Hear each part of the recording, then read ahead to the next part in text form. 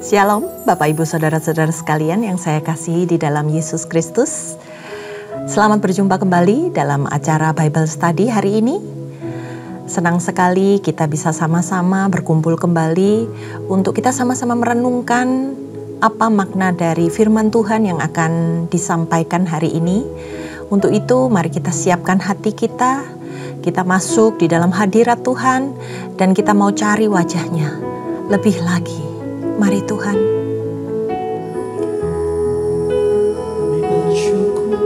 Kami hadir di hadapan-Mu Tuhan. Kami mau bawa hati kami.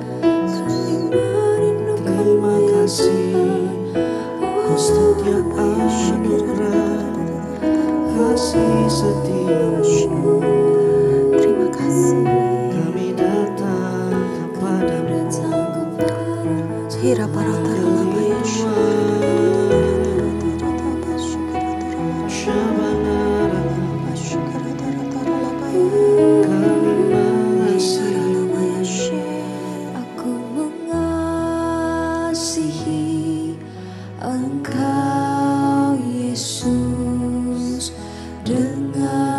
segenap hatiku, aku mengasihi Engkau Yesus dengan segenap jiwaku. Ku renungkan firman-Mu siang dan malam, ku pegang perintah-Mu dan ku lakukan. Engkau tahu ya Tuhan, tujuan hidupku hanyalah untuk menyenangkan hati-Mu.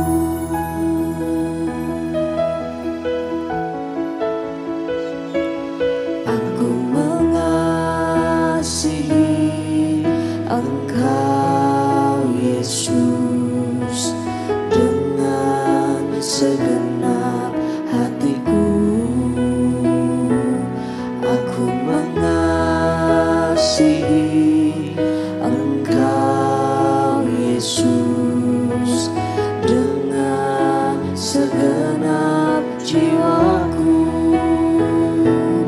Ku renungkan firman-Mu siang dan malam, ku pegang perintah-Mu dan ku lakukan. Engkau tahu ya Tuhan, tujuan hidupku hanyalah untuk menyenangkan hati-Mu. Ku renungkan firman-Mu siang dan malam, ku pegang perintah-Mu dan ku lakukan. Engkau tahu ya Tuhan, tujuan hidupku hanyalah untuk menyenangkan hati-Mu. Menyenangkan hati-Mu, menyenangkan hati-Mu. Kami mau terus menyenangkan hati-Mu, oh Tuhan. Kami mau terus mengenangkan setiap firman-Mu, janji-Mu yang sempurna dalam hidup kami. Kami mau terus mengasihi-Mu lebih dari apapun. Biar takkan masih, ya nama-nama Yesus.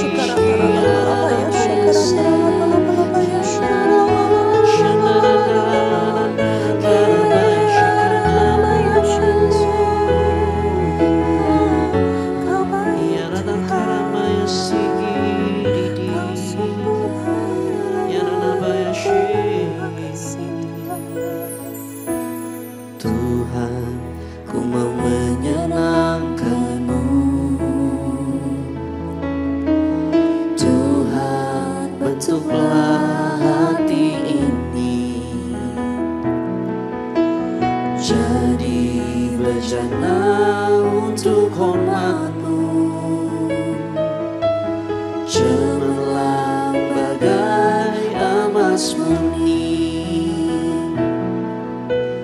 Tuhan, ku serahkan hatiku,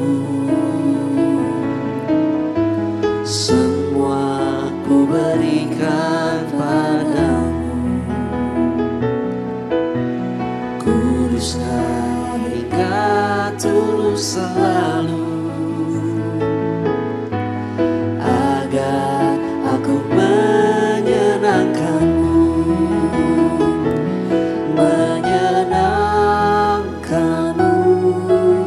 senangkanmu. Hanya itu kerinduanku, menyenangkanmu, senangkan hatimu. Hanya itu kerinduanku.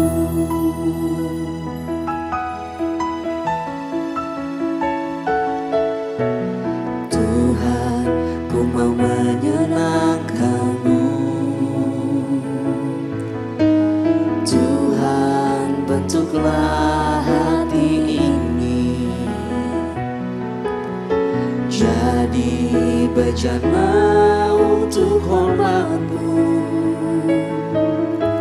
cemerlang bagai emas murni. Tuhan, ku serahkan hatiku, semua ku berikan padamu. Kuduskan hingga tulus selalu, agar aku menyenangkanmu, menyenangkanmu, senangkanmu. Hanya itu kerinduanku, menyenangkanmu, senangkan hatimu. Hanya itu kerinduanku, menyenangkanmu, senangkanmu. Hanya itu kerinduanku, menyenangkanmu, senangkan hatimu. Hanya itu kerinduanku, menyenangkanmu, senangkanmu. Hanya itu kerinduanku, menyenangkanmu, senangkan hatimu. Hanya itu kerinduanku.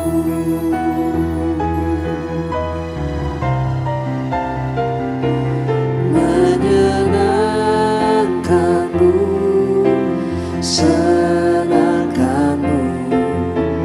Hanya itu kerinduanku, menyenangkanmu, senangkan hatimu. Hanya itu kerinduanku, menyenangkanmu, senangkanmu. Hanya itu kerinduanku, menyenangkanmu, senangkan hatimu. Hanya itu kerinduanku, hanya itu kerinduanku, hanya itu kerinduanku.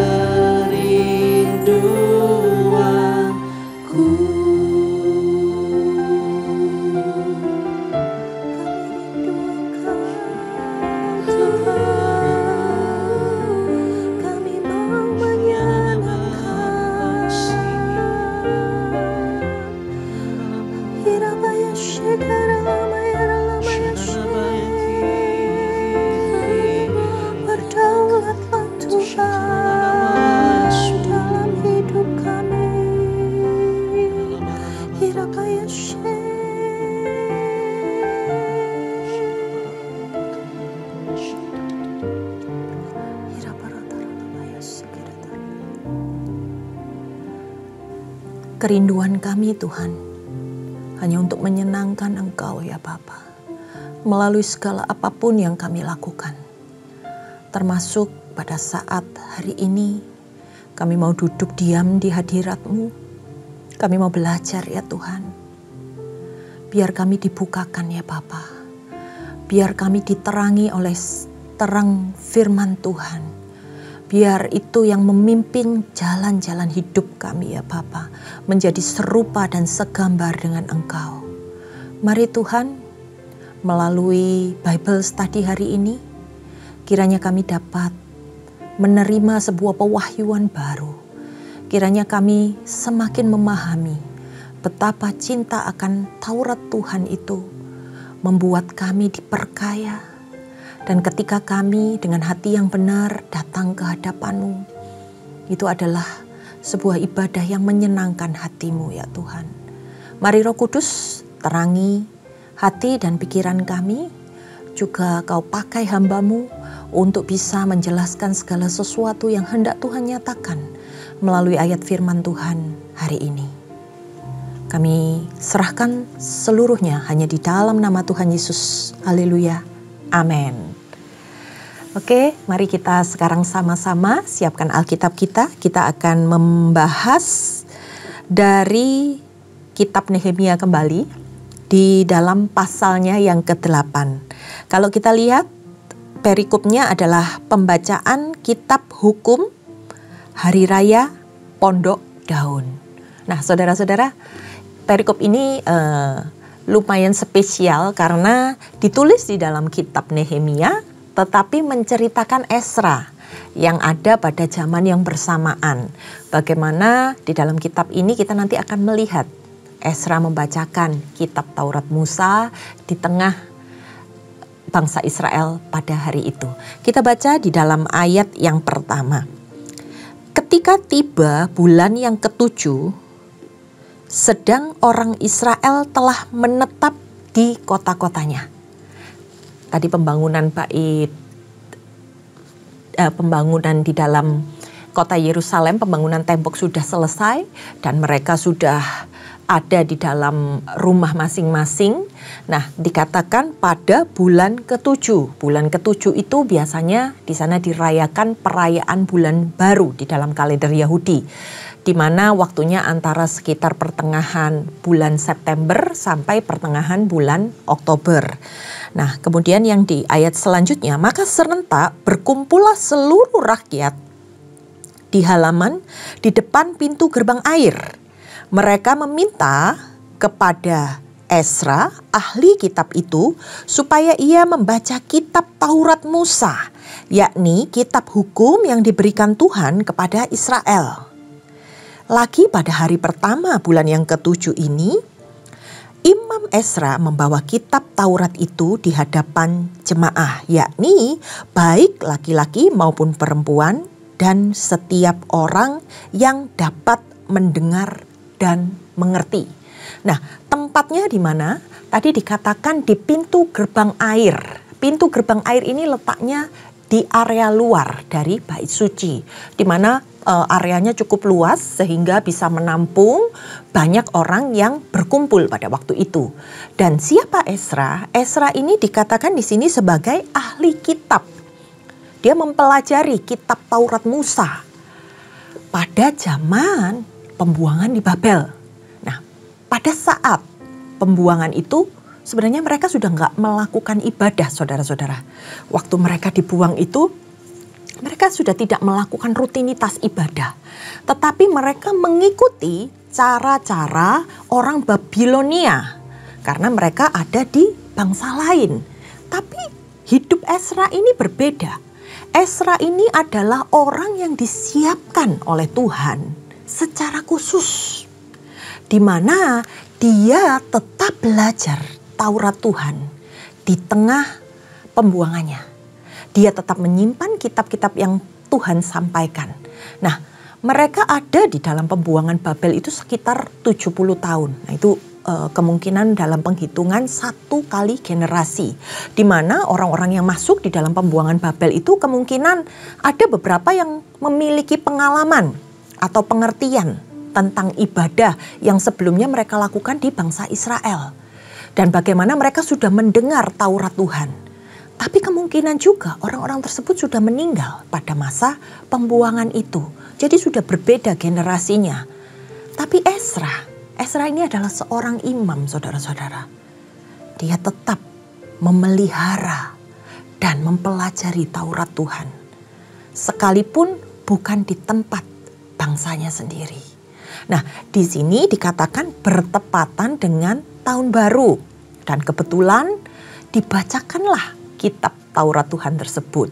Nah, di sini kita bisa melihat ada suatu aktivitas di mana ada sebuah perkumpulan, sebuah komunitas yang baru. Mereka datang berkumpul ke sebuah tempat, yaitu di pelataran bait suci, dan mereka mendengar pembacaan hukum Taurat itu. Kemudian kita lihat saudara-saudara di ayat yang selanjutnya, kita baca di ayat yang keempat. Ia membacakan beberapa bagian daripada kitab itu di halaman di depan pintu gerbang air. Dari pagi sampai tengah hari di hadapan laki-laki dan perempuan dan semua orang yang dapat mengerti. Dengan penuh perhatian, seluruh umat mendengarkan pembacaan kitab Taurat itu. Ezra, ahli kitab itu, berdiri di atas mimbar kayu yang dibuat untuk peristiwa itu. Di sisi sebelah kanan berdiri Matika, Sema, Anaya, Uria, Hilkia, Maasea. Sedang di sebelah kirinya Pedaya, Misael, Malkia, Hisum, Hasbadana, Zakaria, Mesulam. Lalu Ezra membuka kitab itu di depan mata seluruh umat. Karena ia berdiri lebih tinggi dari semua orang itu. Pada waktu ia membuka kitab itu, semua orang bangkit berdiri. Nah, perhatikan saudara-saudara.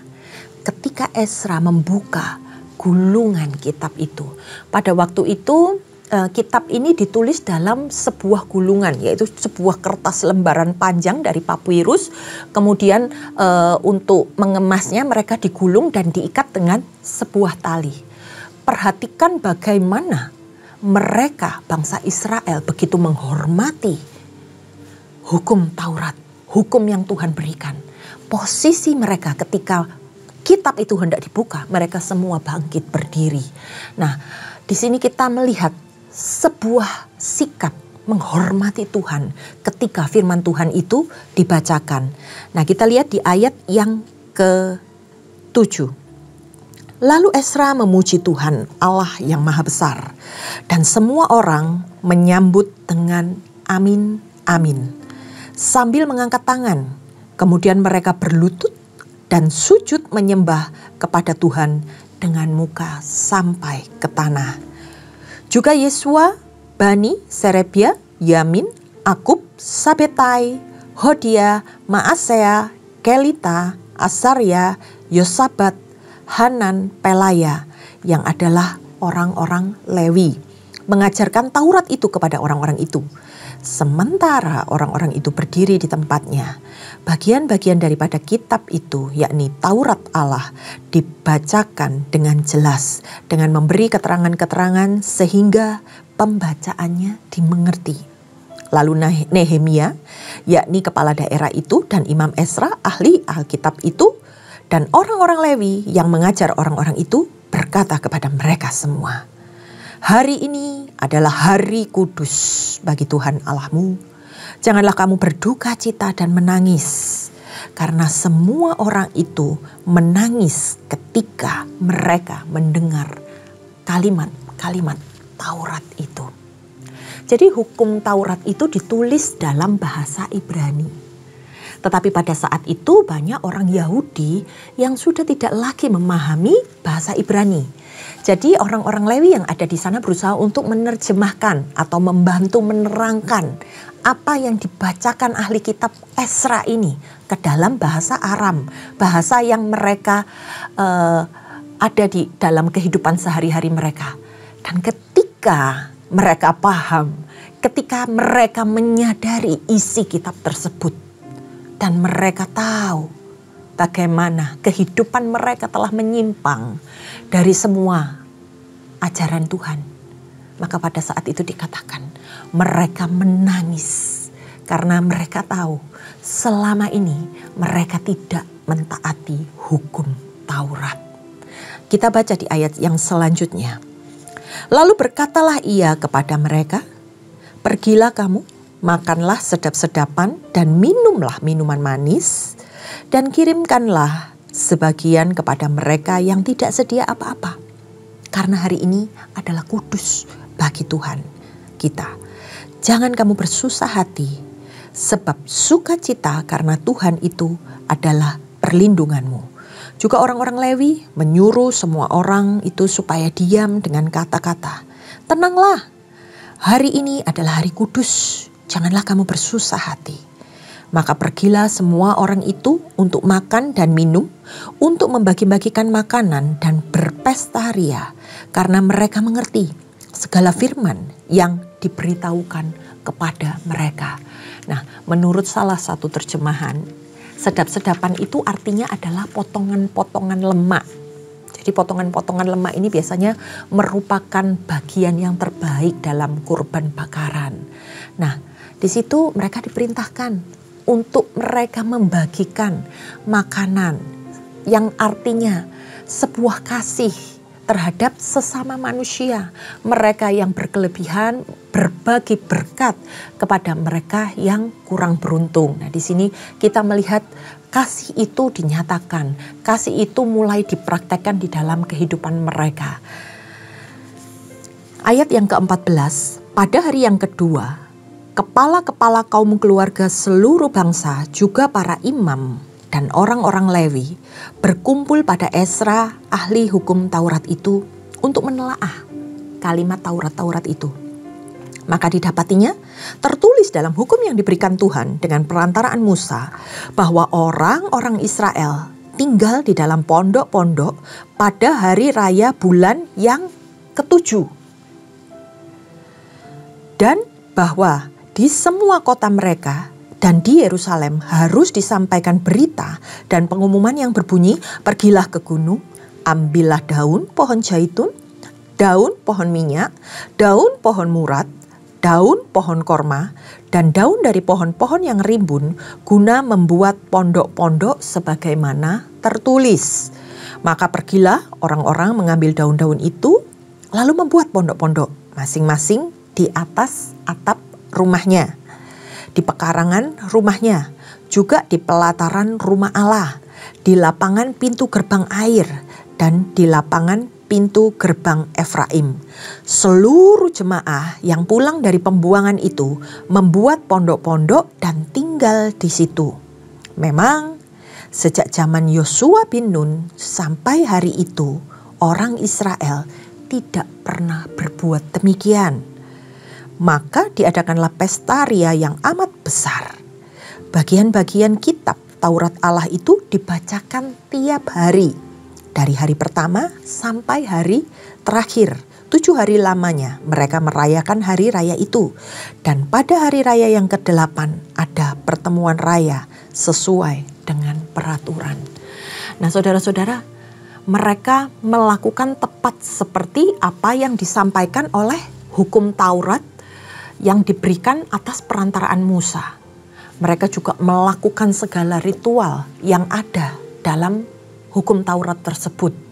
Dan di situ dikatakan mereka merayakan hari raya pondok daun. Mereka mencari daun-daun dan membuat pondok-pondok dalam pekarangan rumah mereka, entah itu di atas dan juga di pelataran rumah Allah yang kemungkinan dibangun oleh para imam ataupun orang-orang Lewi juga. Nah, mereka merayakan yang namanya perayaan pondok daun sebagai hari raya tahunan orang Yahudi, salah satu hari raya tahunan orang Yahudi. Nah, pondok-pondok ini menyimbolkan tentang apa? Disimbolkan adalah sebagai perlindungan Allah, di mana mereka tinggal di dalam pondok-pondok itu selama 7 hari lamanya. Untuk apa? Untuk mengenang masa-masa pengembaraan mereka, nenek moyang mereka ketika mereka ada di padang gurun, di mana mereka hanya hidup di dalam pondok-pondok, tapi mereka merasakan bagaimana penyertaan Tuhan. Mereka mengingat kembali bagaimana kebaikan dan penyertaan Tuhan di sepanjang kehidupan bangsa Israel. Dari mereka keluar dari tanah Mesir sampai mereka menempati tanah perjanjian Tuhan. Nah, perhatikan saudara-saudara. Bahkan ketika di tengah keadaan yang kacau balau sekalipun, Tuhan bisa tempatkan orang-orang yang dikhususkan oleh Tuhan, orang-orang yang memang benar-benar dipilih oleh Tuhan. Untuk apa?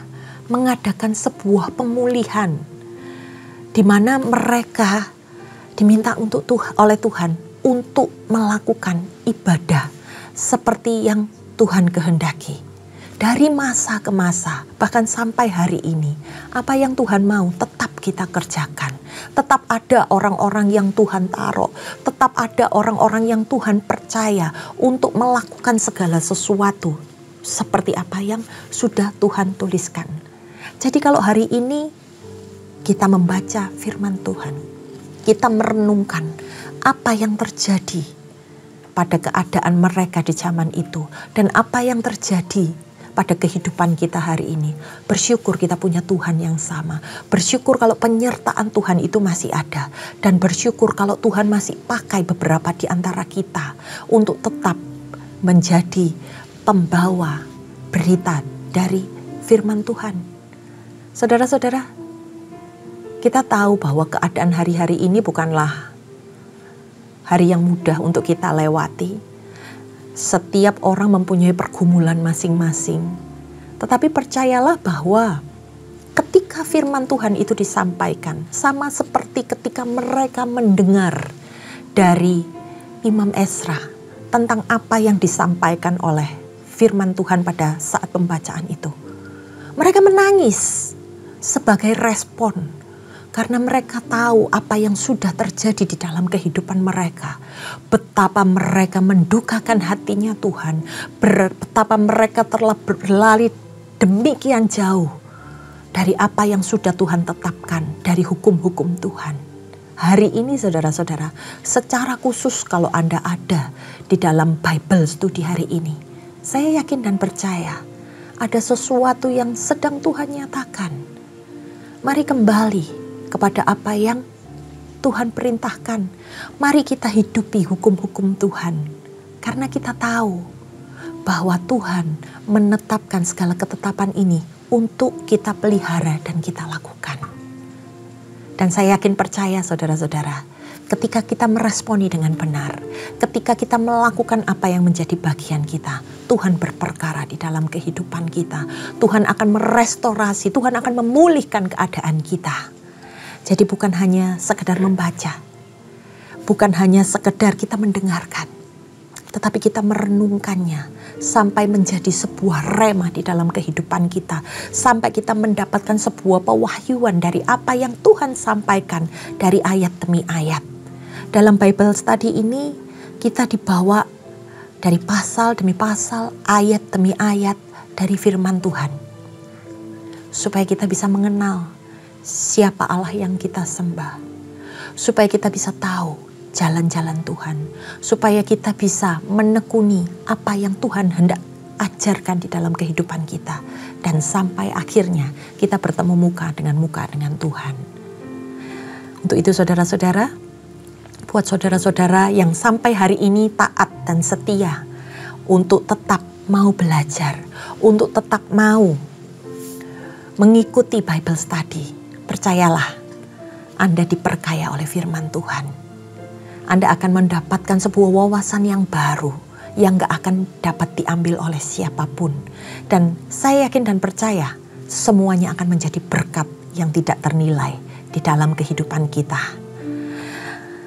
Pembacaan firman Tuhan dari Nehemia 8 telah selesai, tapi saya yakin dan percaya kita akan tetap terus dikuatkan, kita tetap terus diteguhkan, dan kita akan tetap terus melakukan kehendak Tuhan sampai waktunya Tuhan tiba.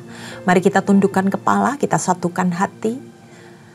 Hamba-Mu mengucap syukur Tuhan, kalau kami boleh hari ini sebagai orang yang dikhususkan oleh Tuhan untuk belajar firman Tuhan. Apapun yang disampaikan oleh firman Tuhan ini, kami menangkap bahwa ada bagian kami ya Tuhan yang harus kami kerjakan untuk menghidupi firman Tuhan. Kalau kami boleh dibacakan, kalau kami boleh dijelaskan, kalau kami boleh mengerti segala sesuatunya, ini semua hanya untuk hormat kemuliaan nama-Mu. Biar kami ya Tuhan semakin hari, semakin diterangi oleh firman-Mu. Biar setiap perkataan kami mengutarakan apa yang menjadi isinya Tuhan. Biar setiap pikiran-pikiran kami diterangi oleh firman Tuhan. Dan kami percaya ya Tuhan, dimanapun Tuhan letakkan kami akan menjadi berkat di sana. Kami akan tetap terus naik dan tidak pernah turun. Kami tetap akan selalu menjadi kepala dan bukan ekor. Beracaralah Tuhan di dalam kehidupan kami. Kami serahkan Tuhan segala sesuatunya hanya di dalam nama Tuhan Yesus Kristus. Terima kasih saudara-saudara yang sudah mengikuti Bible Study ini. Dan sampai jumpa pada hari berikutnya. Tuhan Yesus memberkati.